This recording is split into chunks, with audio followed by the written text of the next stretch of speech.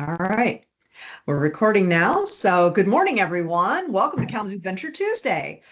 For those of you who haven't joined us before, Kalamazoo Venture Tuesday is the opportunity to see inside the mind of investors as they provide feedback to our company presenters. The purpose of KVT is not to secure an immediate investment today, but rather it's a teaching opportunity for the participating companies and for members of our audience. So each of our quarterly meetings features a panel of 3 active investors and 3 startup or early stage companies. Each presenter will have 10 minutes to pitch, followed by 10 minutes of feedback from the investor panel. We will not be taking questions from the audience. However, you may ask a question or make a comment in the chat, which is located in that little conversation bubble at the top of your screen. We're going to get started first with introducing our esteemed panel of investors. So I'm going to kick off with Mike Gerfen from Kazoo Angels. Can you unmute and say hello, please? Good morning. As Sandra said, Mike Gerfen with Kalamazoo Angels. Have a background before that in marketing and advertising world, and have investments in about 25 startup companies in various stages. Awesome. Thank you. And this is not your first time. You've been with me a couple times before, so thank you for coming back. Always appreciate having you. And another frequent flyer, Hugo Braun from North Coast Ventures. Unmute and say hello. Good morning. This is Hugo Braun with North Coast Technology Investors.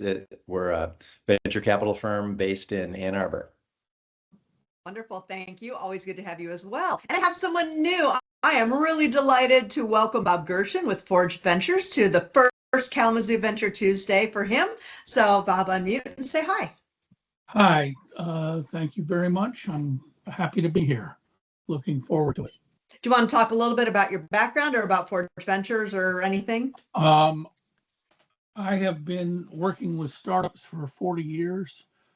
The first 30 of them were in the oil and gas business, where I designed an investment program for college endowments. And 10 years ago, I began investing in clean tech and have investments in 5 startup companies in clean tech.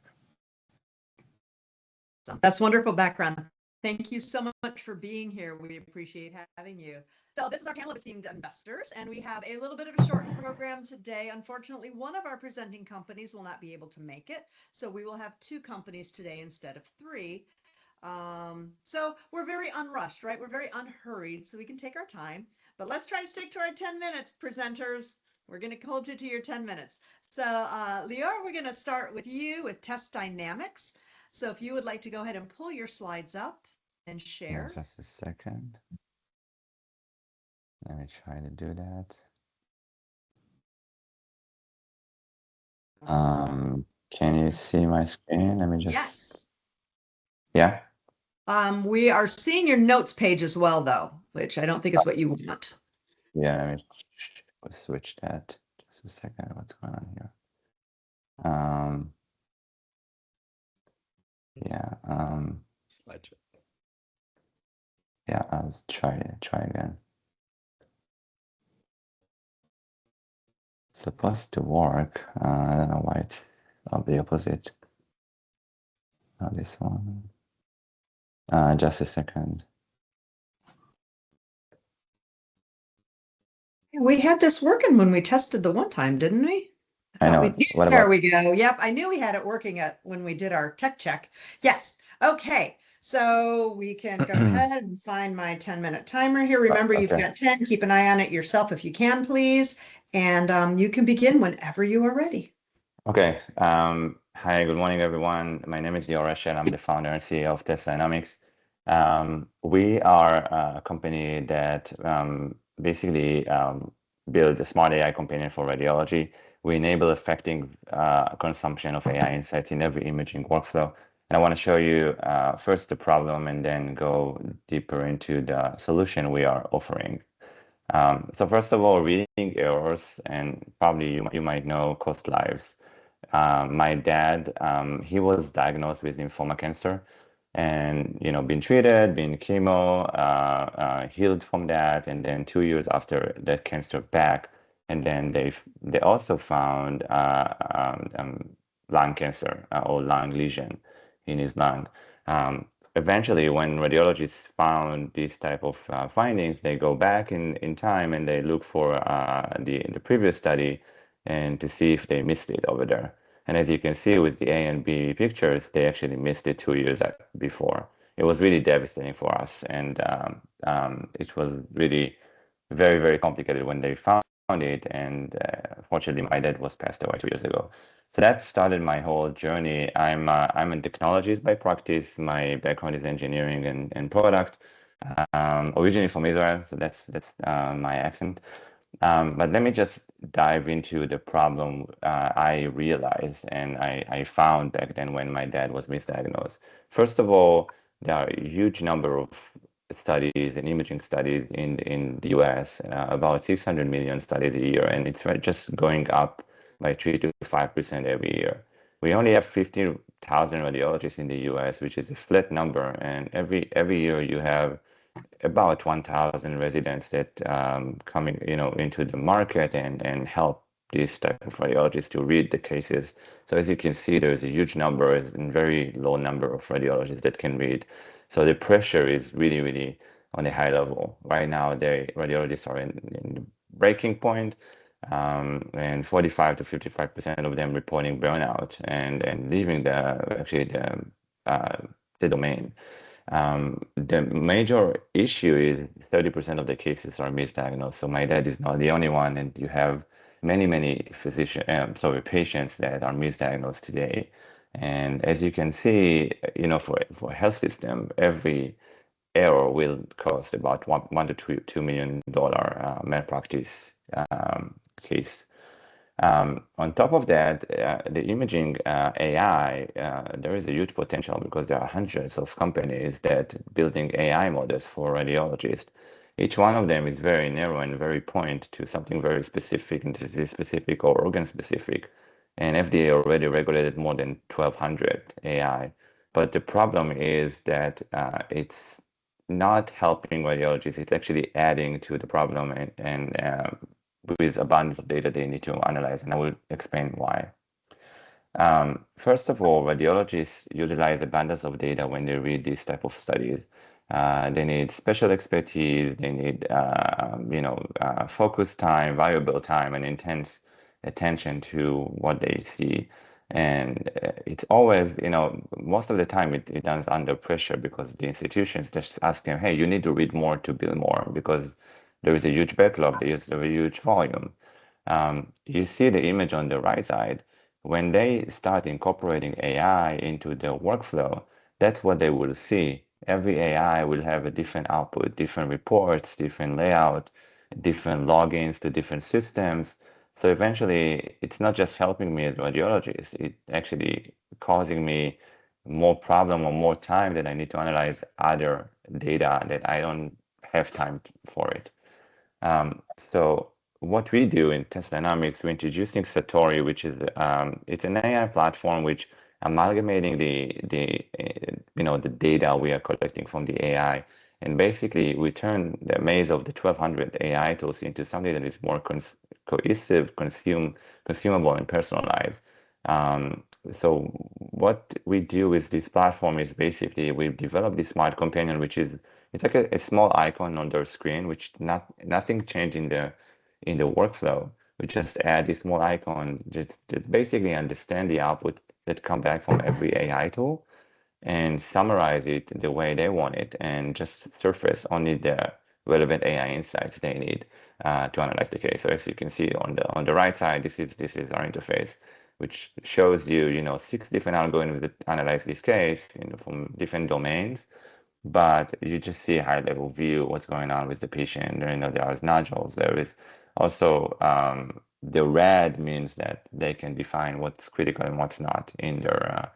So it's very, very personalized. They can change or modify anything in the interface, but eventually it simplifies the work to understand what AI found.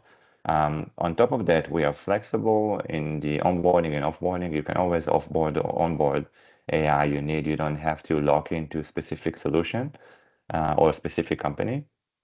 And we are vendor neutral. We are not building these AI models. We are collaborating with hundreds of companies in this market. And we are surfacing their tools into this solution so we can work with any vendor in the market. I think the most important part is we have a pragmatic business model, which I can dive into in a minute. But eventually, the business model is to help you get access to AI, but not in a per-click mode, but more as a SaaS model. It's a very big market, 29 billion market, which is just growing by just 30-40% every year. AI in medical imaging is one of the areas that are already validated and already in motion in treating patient and working with them for a few years time. So it's not new. It's not something that is articulate or something that will come next, but something that really in practice for a few years. Test dynamic extraction, basically we have the product, it's ready, we are selling it right now. We have Sinai as our first paying customer. We analyze more than 250,000 studies with this platform. Our product is workflow integrated, it's flexible onboarding decisions and secure and scalable. So we are HIPAA compliant and SOC 2 Type 2 certified. We have a big pipeline which can incorporate 5 million ARR in the pipeline, 70% of it qualified.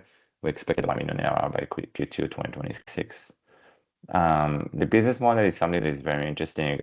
Most of the AI companies that selling at the beginning, the market starts with these point solutions and with our platforms. So when they sell per click, in a per click model. You use the AI, they charge you. We think that this is not the right mode to do that. I think that a hospital system need to have the flexibility like Netflix, so they pay as they go, and they pay for a subscription plan, and they can play with AI as they like in different use cases. So what we did, we analyzed the market, the 1,200 solutions that are available in the market, and we condensed them into 20, 30 use cases. And then basically these use cases can be deployed in every hospital setup. The way we go to market is basically in the land and expand mode. We started with radiology groups, hospital systems, and expand into more imaging centers. And then eventually we can expand internally with additional use cases and additional tools, or we can expand also into other segments, not just radiology. So we think that radiology is the first use case and the first domain that have the majority of AI tools from today. But we see easily how this platform can go into cardiology, oncology, even nursing at one point, because what we do is we are surfacing AI insights and collecting that from and orchestrating the process to collect it from different AI companies. Just a little bit about the team. I'm the founder and CEO. I'm a serial entrepreneur. I'm also an investor. I launch multiple product markets. My chief product officer is he worked for Philips, GE, Riverman. He worked for different companies in the medical industry, more than 25 years experience. Dr. Bassett, our chief medical officer, is an ER doc from Michigan. He worked for Beaumont. And then he helped us with access to the market. We have lots of advisors, most of them physicians and radiologists, and some Germans, as you can see here. And they help us a lot with shaping this product and understand the user aspect of it. We are raising 5 million today. The deliverables is basically scale and go to market, product engineering team. We are hoping to achieve 5 million in 12 months after this funding and position ourselves for a massive new round in late 2026 or 2027. That's it. I think, feel free to ask questions or email me after. Happy to understand what you think about it, and really thank you for inviting us to this session. Great. Thank you. That was an outstanding presentation. I enjoyed that immensely. We are going to get started with investor feedback. So why don't I'm going to kick off today. Hugo, I'm going to put you up first. Why don't you unmute and share some thoughts? Well, it sounds like a very attractive market. I know a little tiny bit about medical imaging. and everything you said actually makes a lot of sense. The key from my perspective, which you just hadn't shared yet, which you might have an excellent plan for, is how to get those second, third, fourth sites after Cedars-Sinai. And what's the key barrier to entry? I mean, I know you obviously must have addressed things like how it works with the PAC systems, how it works with the existing hardware, where the software resides. Does it reside locally or is it in the cloud? And how does that interact with the existing systems that the radiology departments use? I've known a few other companies that have had innovations in radiology and imaging, and one of the significant challenges has been screen real estate and what hardware do they have and how does it interact? And it sounds like you're taking on a fairly challenging problem to solve essentially with all these AI tools. I'm sure they're all facing the exact same problem. How do they get real estate in the imaging suite? So if you could address a little bit about how you've approached that problem. Yeah, first of all, when I started my journey, I knew nothing about radiology, as you can imagine. I started by building a very big advisory board, which mostly chairmen from different institutions, radiologists that have KOLs in this market. Because I had to teach myself a lot about this market and get into the head of radiologists. I think now I'm half radiologist. I think I know a bunch of the terms and what they are using, and when they talk to me, they understand that they have the background and understand their subject. But I think that when you said go to market, I think I know these people for over 3 years, and these guys will help me get into their institutions eventually. So this is how I started by understand, build partnership, build relationship with these KOLs. And Cedars-Sinai is the very first site, and they help us a lot with introducing us to other institutions. But we see the first 1, 2, 3, 4 site doing the same for us. And then basically it would be a domino effect, because once you have these big names, and again, five of the 10, the big 10 US health systems are in our pipeline. So once you have these big names, I think that's how you grow and then get into other institutions as well, and basically build a team around it. So that's about go to market. I'm starting by building this relationship, and this is what I'm maintaining daily. In terms of the IT, I didn't go too deeply into the IT structure and how we do that. But you're right, we need to be able to integrate with any PAC system, any health system, EHR system, and any reporting system, and we do that today. And it's not too complicated. So integrating with PAC system is kind of the same. We need access to the work list, because we need access to understand which patient being open right now. So we need access to and just contact sync with the work list. And eventually, if we want to push something to the reporting system, we want to have access to the reporting system as well. So we do today. I mean, every day you meet a new PAC system that you never integrate with, but we will do it as we go. We have the team behind us to understand and do that. But yeah, you always face challenges when you do IT. What kind of imaging are you doing at Cedars-Sinai? Yeah, at Cedars-Sinai, we use it for a bunch of different use cases. We started with MRI spine. We did neuro, brain use cases. We have use cases for MSK, which is the bone X-rays and CT. We will integrate soon use cases for breast imaging, mammography. So we can touch any modality, any body part. Again, we are not building the model, so we are in a very good spot. We are not a medical device. We don't need to be a medical device, because we're not changing anything in the image or the output. But eventually, we can integrate any type of models that you need or want into the clinical setup. Last quick question. Did you work with AI tools that they were already using at Cedars-Sinai? Is that? Yes. So we are working with AI tools already using, and first, basically, we need to wait until they finish their contract or their commitment to them. But at one point, once we have that, we will fit to be under the platform because they want everything to be consolidated. So that the strategic plan to move everything to be under our platform at one point, but it will just take time. That's why I'm doing this in land and expand mode. Impressive. Thank you so Great. much. Thank you, Hugo. Great insights and questions. I'm going to pop over now to Mike. Why don't you go ahead and unmute and share your thoughts? Thanks, Sandra. Nice job on the presentation. A really concise definition of the problem and the issues. Totally understand that. Sorry to hear about your father. I think probably everybody has some story that might touch on that in some way, shape, or form.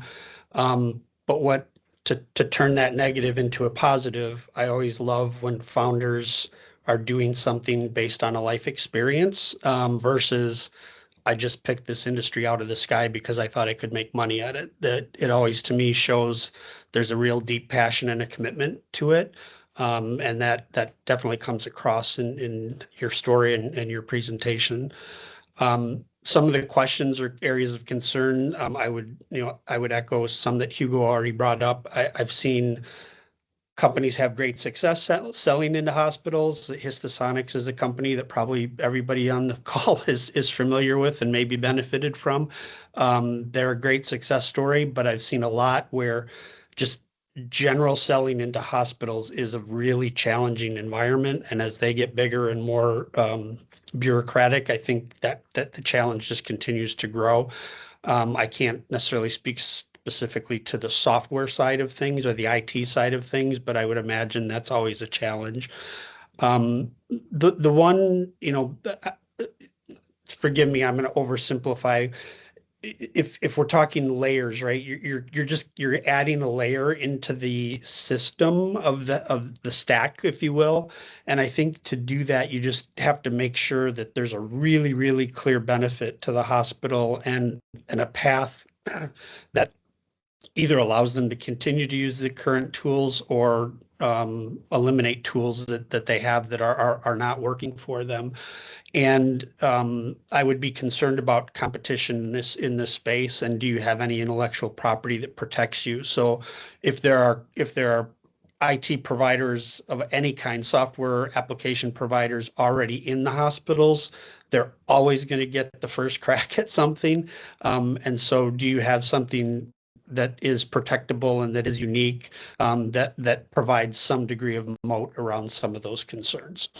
Yeah, I think you're right. I think I picked maybe the most complex market to sell into. I did it before in different markets, but yeah, health systems are, first of all, they are very slow. And always you face, another person in another department you need to talk to and sell it to. Yep. You have more and more committees today. You have chief AI officers today. It's a new position in health systems right now. And you have many different committees you need to pass when you integrate. But I think that, there is a risk and reward, right? It might take time, but once you're in. I mean, it's almost impossible or very hard to move you away, even if you do something that is not working or something that you need to improve over time. That's how I feel about this market, and I agree with you. I think it takes time. You need to pass security reviews. You need to pass a lot of stages, but at the end, the contract can be very big, and also you will become to be their partner because you pass these complex stages and complex processes. So I don't know how to call it, but health systems in general is very hard to crack. But I think we are doing something that is non-intrusive. We're not changing anything in the workflow. Actually, you continue reading as you read before. So you use the same PAC system, the same viewer, the same reporting system. We're not changing anything in the workflow. We're just adding this small icon, which is sitting on your screen. You can just turn it down, turn it off, right? And you can just see the output back to your PAC system if you want to. But this little, icon, call it, it's kind of like an eye on what's going on, what AI found. But you just glimpse it, in a few seconds and just go back to reading. You don't need to change anything in the way you read. And people really like it because we we approach this from the user perspective. So everything we build been validated by radiologists. So we ask many radiologists, what do you think about it? Is it important? Is it something that you want to see? How do you want to see the output coming back from this AI tool specifically for this type of studies? So I think we have something that is really powerful. In terms of competition, there are, at the beginning it was only AI companies and point solutions. And then after a while, there are some companies that are doing marketplaces, which is, it's a plumbing solution. You connect it and you just move A to B, B to A. But eventually it's not solving the physician problem because most of these outputs will go as is back to PACS. And now I need to read all these different reports. And this is something that we wanted to avoid. And we are kind of coming with a new segment in this market, which is the amalgamation and conglomeration of the data and surfacing only the relevant insights. And there is maybe another 1 or 2 companies that are doing this today, and we know the market pretty well. We are in process of writing our IP and protecting our solution, but eventually it's software. It's not that easy to get patents on software. We think that speed to market and adoption will be the best way to go into this, and we don't see any other vendors doing this today, the way we do it. Okay, thanks. One little point that we don't need to spend a lot of time on, but I would just advise the 30% error statistic. I would make sure that is Validated. dead nuts attributable to somebody that's very reputable. So that's not you telling them that. It has the potential. You get an egotistical radiologist who wants to challenge you at the beginning of a sales pitch on something like that, and all of a sudden the whole thing gets derailed because of that. So just advice as you make sure that you're really, really comfortable defending that. Yes, we do have the literature behind it. Awesome. Okay, I want to keep things moving along because we still have one more panelist to weigh in. Bob, can you go ahead and unmute and share your thoughts? I have one question. How do you charge? That's a good question. Again, it depends on the size of the hospital and the way they want to address that. We have a list of 20, 30 clinical use cases. Clinical use case can be 1 AI, can be 4 AI eventually to serve this use case, as we call it. For the health system, it doesn't matter. They pay for use cases, and basically it's credit based. The way we come in is that we analyze the market, we condense everything into this use cases catalog, and we understand what type of value you get from the AI. If AI only give you detection, hey, there is a bleed, but I don't know where is the bleed, and it just indicate there is a low level of value to your to the physician, so you pay less for this type of algorithms. If you come with a use case that prostate MR, and then for prostate MR we do all the measurement, the segmentation, the classification of lesions, gives you more value, saving you time, then you pay a few more credits per use case. Now that's the first way to go, is you just pick use cases, and then you pay credit amounts on your volume for this use case. The other way around is to go with a Netflix model, which basically you tell us what's the volume, the total volume of the institution, and we give you a price, and basically you can play with any use cases you want, and you can always shift between use cases, and you don't need to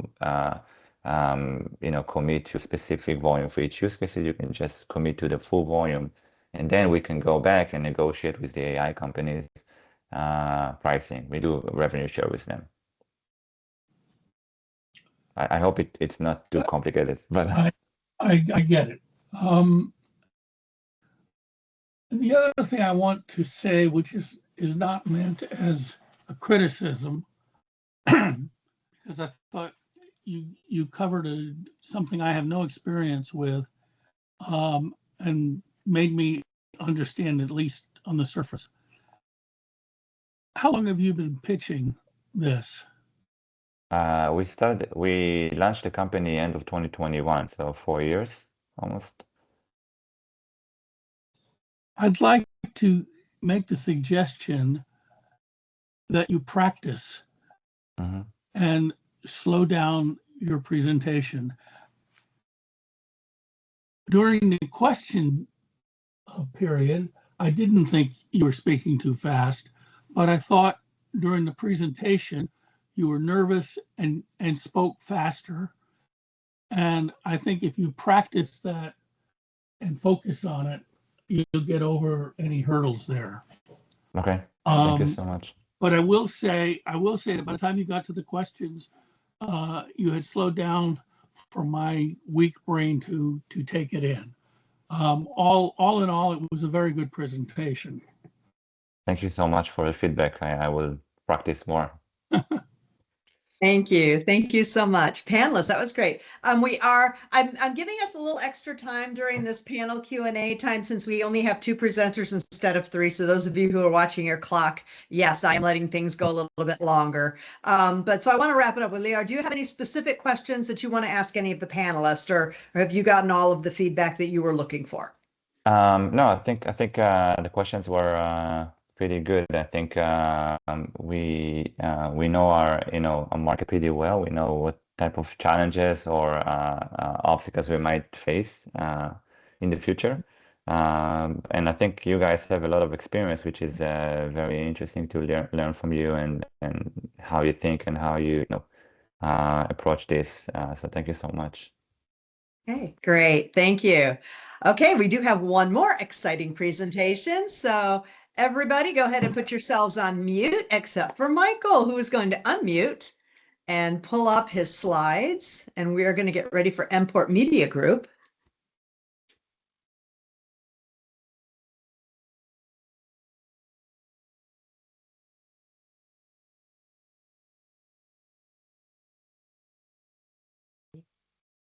Hello and good morning, everyone. Let me get this Hello. screen shared and get myself into presenter view, and we'll start from there. Discharge bridge, I believe, as long as my notes aren't showing at the same time, let's not show that one. We are here. And Okay, yes, we see the slides. And so you may begin whenever you are ready. all right, let's see. Good morning, everyone. My name is Michael Porter, and I am the CEO of the Discharge Bridge, built right here in Kalamazoo, Michigan. I've spent the last few years as the director of sales in the senior living industry, and I've actually spent all of my life in the healthcare industry as well. My mother was a cardiopulmonary technician. My father was a care aide, and I've had several conversations about the issues that they experienced throughout the day. Our average for loss is about $50 billion per year for U.S. hospitals. The single bottleneck costs U.S. hospitals over $50 billion every year. In Michigan alone, there's nearly 1.7 billion lost just due to delayed patient discharges. And it's not just because of, well, it's actually due to delayed patient discharges, and it's because of they're stuck using phones and fax machines. And that's not the only issue. The other issues are the fact that it's causing our patients' care and it's bleeding the hospitals dry. Today, the average patient discharges takes 2 extra days, and it requires a dozen calls, faxes, manual forms, and case managers are literally pulling their hair out. They're chasing bed availability, insurance approvals, medication orders across disconnected systems, and 70% of delays come from manual prior authorization and pharmacy coordination, and not from lack of beds. The friction point, that's the friction point we're eliminating. The discharge bridge eliminates those delays. So it's an AI-powered logistics layer that automates the entire discharge process, matching patients to the right facility, completing prior authorization, and confirming medication orders all in minutes. We integrate directly with Epic, Oracle, Cerner, and Meditech to manage every step between the hospital, the payer, and the pharmacy. what used to take 48 hours, normally takes around 5 minutes now. Our technology runs entirely through the cloud using Google Cloud Platform and My Agent Ecos microservice. We integrate through FHIR and HL7 APIs using InterSystems Health Connect to communicate with EHRs and payer systems. Our module automates prior authorization through FHIR prior auth and X12278 transactions while another reconciles medication orders and pushes them to receiving facility and pharmacy. Every event is logged with full HIPAA, SOC 2, and NIST compliance, so hospitals automation without adding IT risk. This slide essentially shows the bridge that eliminates the healthcare's most costly and frustrating bottlenecks, the discharge process, by fully automating from start to finish. The process begins with AI-powered bed matching. As soon as the patient is medically cleared, our system instantly matches them with skilled nursing facilities that meet both clinical requirements and payer criteria. This means that the right patient goes to the right facility without waiting for endless phone calls and manual searches. And precision placement is achieved in seconds rather than hours.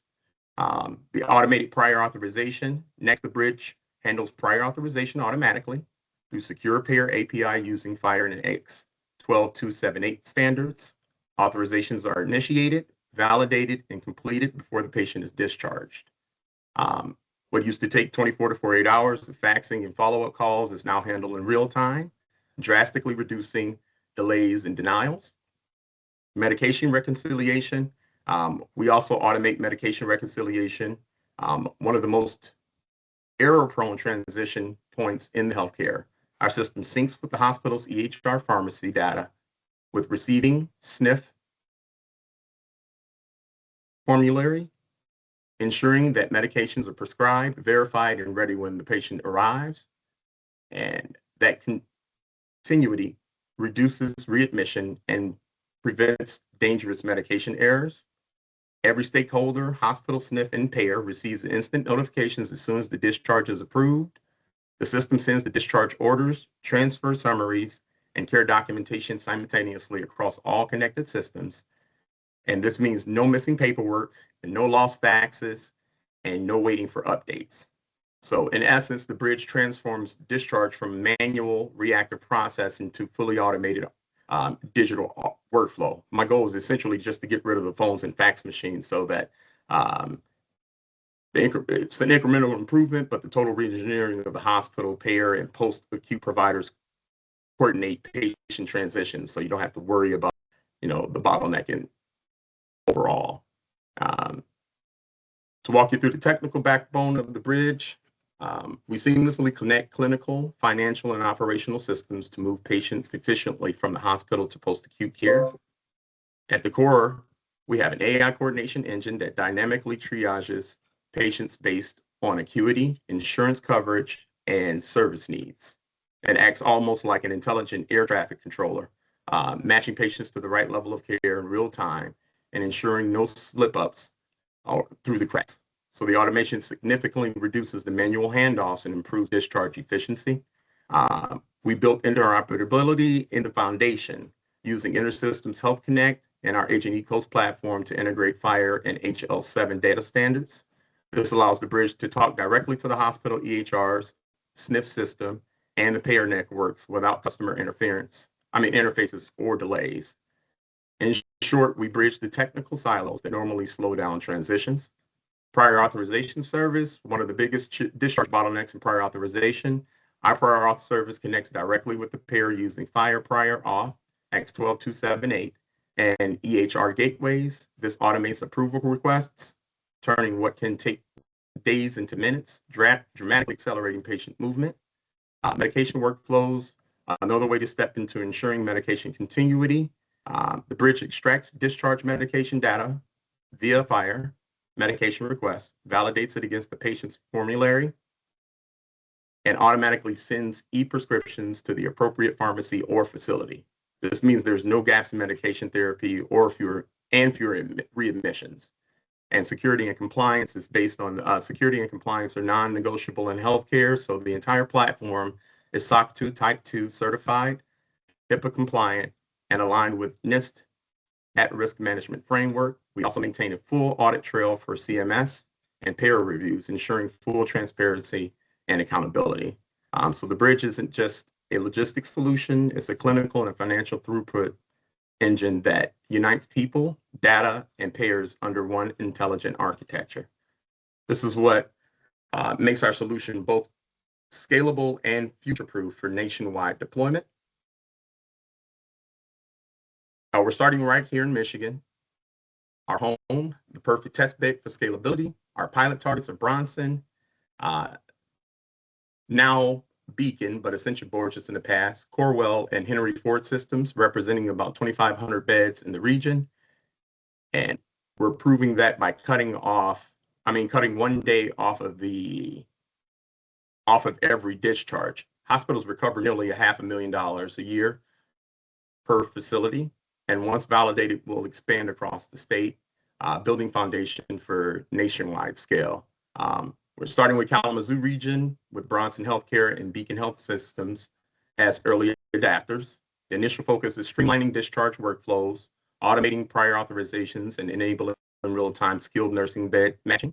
These organizations already face capacity challenges, so the ability to reduce discharge delays by hours or even days delivers immediate impact. The pilot will showcase measurable improvements in efficiency and patient flow. We'll move on to Grand Rapids and Corwell Health. We'll expand to Corwell and Grand Rapids, Michigan, the largest integrated health system. Here, the emphasis is on building skilled nursing facility integration network, validating formulary cross-checks, and operating regional care coordination hub. The pilot creates a scalable blueprint and connecting multiple hospitals, post-acute providers, and payers for one shared data ecosystem. And then on to Henry Ford, engaging with Henry Ford and Spectrum for a multi-site deployment that tests full interoperability and scalability. These pilots focus on real-time medication workflows, pharmacy system integration, and payer API connectivity. Is where we prove the full throughput model from bedside to billing. Our success metrics are directly tied to measurable operational and clinical outcomes. We anticipate cutting hours off of discharge times, delivering dramatic cycle time reductions, and significantly reducing denials through automation. We're also track authorization success rates, readmission reductions, and fewer medication-related errors. These metrics translate directly into improved patient satisfaction and substantial cost savings for our partners. So by using Michigan as our beachhead, we can demonstrate real-world results in the diverse, data-rich healthcare ecosystem, positioning the bridge for national scalability through proven interoperability, measurable ROI, and payer-backed validation. Hey, you're at 11 minutes, so you can speed up and get through to the end, please. Oh, not a problem. From Michigan, we'll expand through the existing EHR ecosystems, Epic Orchard, Oracle, Cerner, and Meditech expands. Together, the platforms will power more than 4,000 hospitals nationwide. Our integration model allows us to scale without coding and for each site, so our cost expansion stays low, and we're building the national discharge coordination layer, the Plaid of healthcare logistics. This isn't a small niche. It's a multi-billion-dollar inefficiency hiding in plain sight. Delayed discharges, manual prior authorization, and medication misalignment in the U.S. Healthcare is more than $50 billion annually. So by automating 3% of that, we're looking at $1.5 billion recurring software market in Michigan alone. Our immediate target TAM is $85 million in annual recoverable waste. Our business model is dual-sided. Hospitals pay a subscription. Skilled nursing facilities have a premium with a pay per admission model. When you compare us to legacy players, the differentiation becomes obvious. Essentially, what we do is that we have all three of the most platforms only focused on essential emissions or just one part of the ecosystem, and we handle all of them before the discharge is completed. We've moved fast since our founding. Over the next 18 months, we'll convert those pilots into regional contracts and scale through EHR marketplaces nationally. Our leadership team brings decades of experience across healthcare, AI operations, and I lead the company with hands-on experience in senior living and discharge coordination. I could go through what each of my partners do, but Jennifer Solero is my Chief Clinical Officer, built one of the nation's leading youth prevention health systems. Cindy Bauer has led multi-state healthcare operations. Or Monty Hill is the CTO, is the pioneer of zero trust AI architecture. And together we balance business, clinical, and technical depth. Same for the advisory team. Just in short, our advisory board connects us to every corner of the healthcare ecosystem. Our go-to-market strategy starts with execution and not theory. We validate return on interest in the Michigan hospitals and 40 skilled nursing facilities that partner with major payers like Blue Cross Blue Shield, Michigan, and Priority Health for automated prior authorization. Our 5-year projection shows that integration and partnerships compound growth. We expect to move from $300K in the pilot revenue in 2025 to $85 million by 2029. As we onboard hospitals, and we're raising $350K in pre-seed round to get started. Our exit path is clear: acquisition by EHR vendor payer to workflow platform looking to own post-acute coordination layer with 5 to 6 years. And that would be close. Okay. Thank you. Thank you so much, Michael. Okay, we're going to get right into the feedback. This time I'm going to start with Mike. Why don't you unmute and share some thoughts with Michael? Thank you. Good job. Basically, all the questions we had on the first presentation apply here.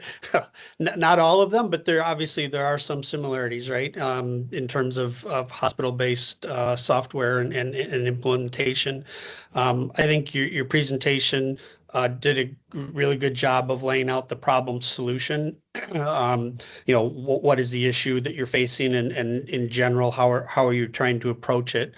I think you could speed that part up a little bit. I think there was a couple slides where maybe there was some repetition in terms of what are the components of the product and how we go about doing it.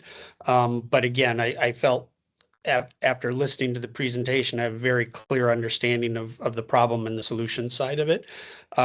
There's a whole arcane world of behind the scenes integrations that I don't pretend to understand, and assume that there's real-time data available for what beds are available. I mean, that would be like some of my questions as an investor, like what are the data sources that feed that, and are they available, and are they already getting those in some way, shape, or form, and you're just doing it more efficiently? Those would be some of the questions I would have around that side of it.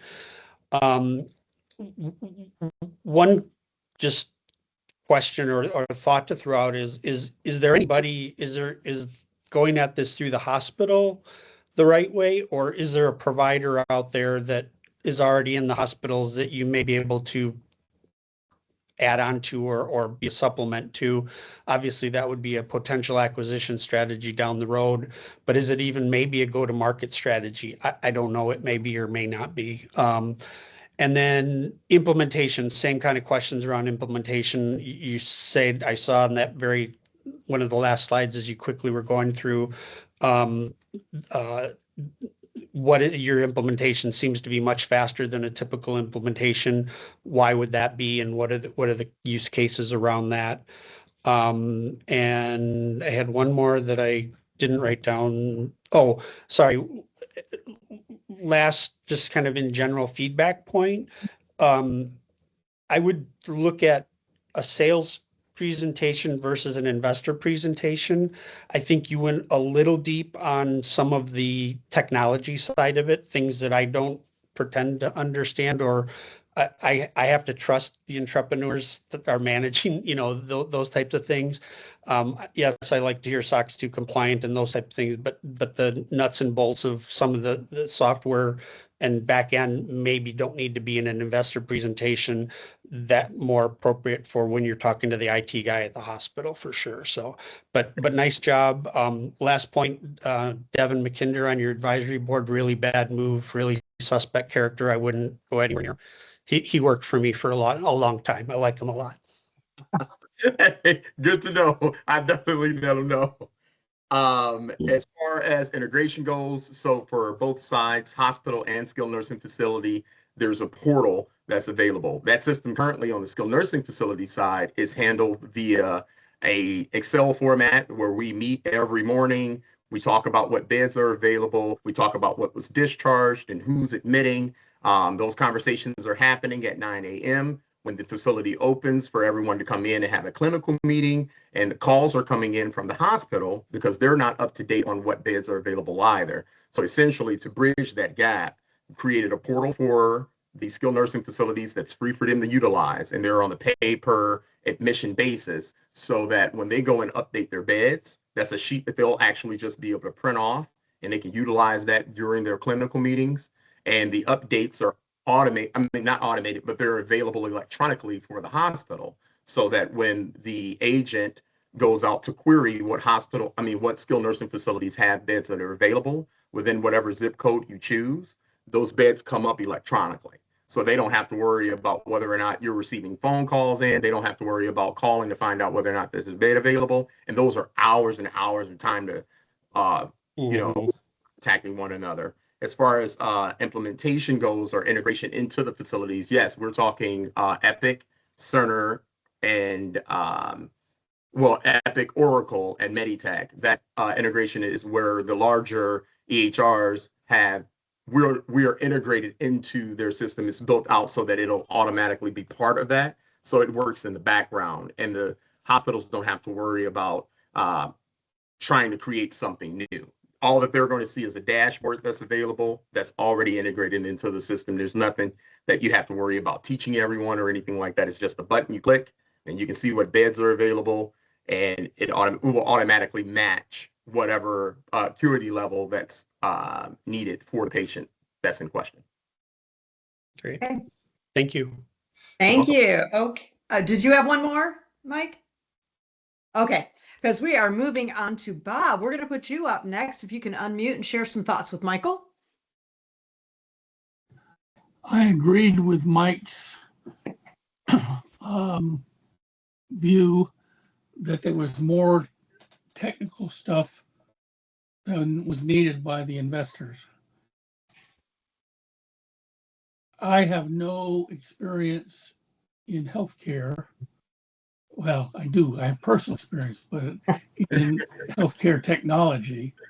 And so it would have, I think, been useful to me to see the as-is map of how it's done now and how you change that. But otherwise, it was a very well put together presentation, and I guess it's a hard market to break into.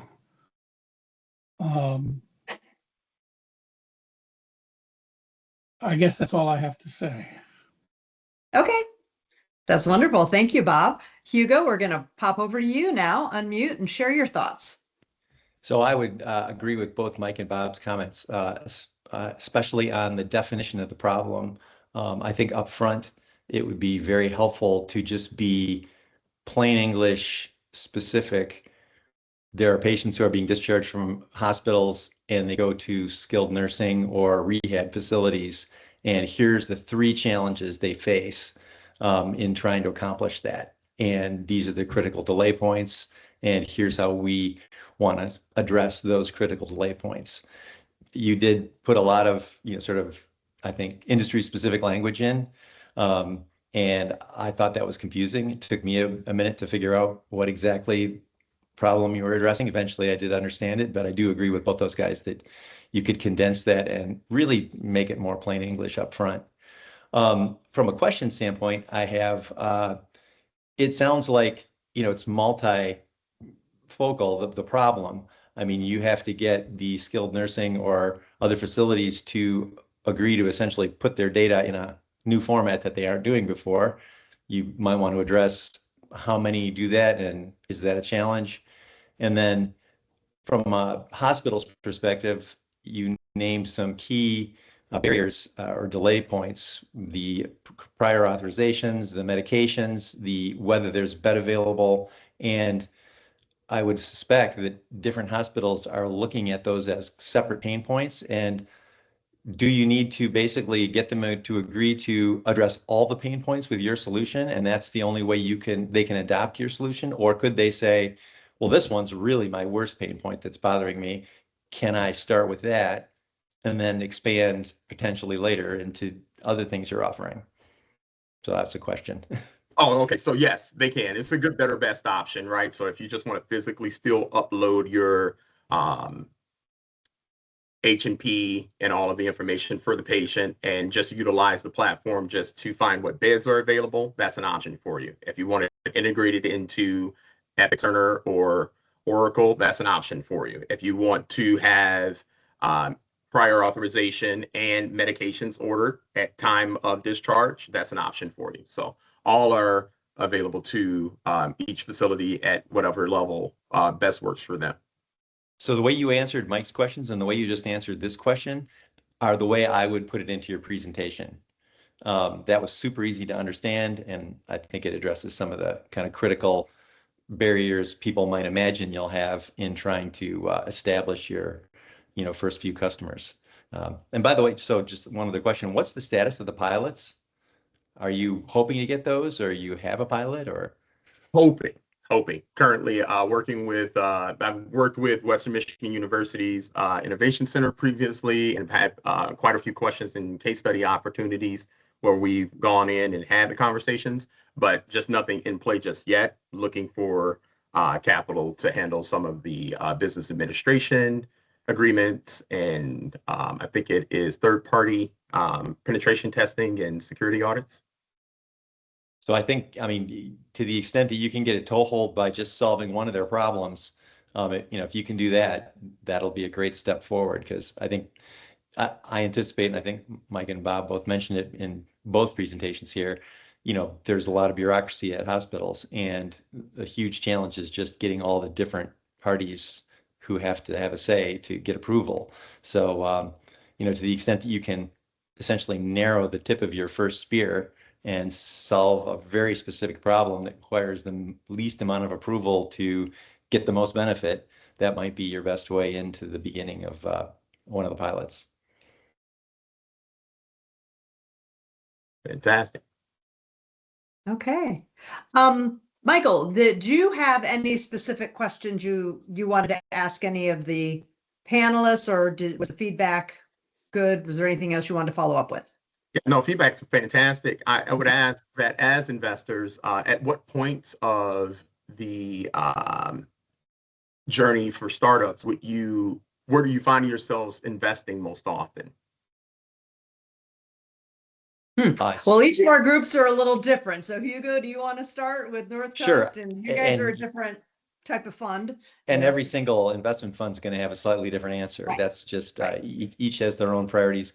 North Coast, we tend to focus on companies that have already achieved those very initial pilots or some initial revenue traction. We invest fairly early stage, but there's got to already be a product and at least one one customer that's committing. That's where we are. Mike? Yeah, I would actually say that it's similar for me. I'm a little different in that I'm more or less an individual. I'm part of a group of angel investors, but make my own decisions on what I do or don't invest in, not on behalf of anybody else. So if I'm being totally objective and there's no personal interest in it, it's actually very similar to what Hugo would say is like some kind of areas of familiarity that I have some knowledge or experience in, and either a pretty well developed product or in-market product with some revenue traction happening is what I'd like to see as well. If you don't mind if I add one other thing, I would say that Lior's approach, where he has gotten an advisory board that's very heavy in knowledge of the customer, and that gives a lot of comfort to potential investors that they're not just solving a problem that isn't really there, but that they've got deep understanding of what the customer's perspective is and how to break down those initial barriers to sale. Good insight. Thank you. And Bob, what would you like to say about that? Most of our investments have been earlier, before there's a product. You get in cheaper at that point. But you have to keep close tabs on how the management team is rolling out a product and a pilot. I've been in companies where they weren't rolling out a pilot or anything, and you come to realize that the skills needed early on when it's just an idea are different than the skills needed when you're building a pilot and rolling it out generally. So I agree with them. Every institution is different. But there's a plus and minus to everything, to when you come in. Yep. Yeah, finding your investors at the right time is important, isn't it? Like knowing what investors are investing at what stage and in what areas. Yes, Hugo, go ahead. So I would just say also with pilots, something that's really critical. Investors, and obviously they always would like to wait for the next validation point to come. So it's very easy for an investor to say, I'm very interested. As soon as you accomplish that next thing you said you were going to do, that's when we'll be interested. And pilots are a little sort of dangerous in that sense, because it's absolutely critical to define what constitutes success in a pilot. You can have a pilot and it can go on and it's sort of ambiguously going well, but you want to have an opportunity or a predefined point, criteria that say we've successfully accomplished the pilot and now we're going to go on to the commercial version. You don't want to really put your pilot customers in a position where they can kind of extend the pilot indefinitely or longer time, because investors will always want to wait until the sort of final decision. Was it a successful pilot or not? Yeah. Maybe try to ask for paid pilot, and maybe just define the pilot as a part of the MSA. So the first 60 days is the pilot, but then you expand and you already negotiate the MSA contract. So Excellent. you don't need to do pilot and then wait for procurement to do the other stuff after. Excellent suggestion. Okay. And the other thing is that when you're doing a pilot, you need to be sure that you get several management layers involved. You may have an internal champion who loves what you do, but I've had the experience of we get done with a pilot and the champion took a better job with a competitor across the way. So it's important to get at least his boss and maybe his boss's boss involved and explain to them, educate them about what you're doing and why it will work and how they can use it.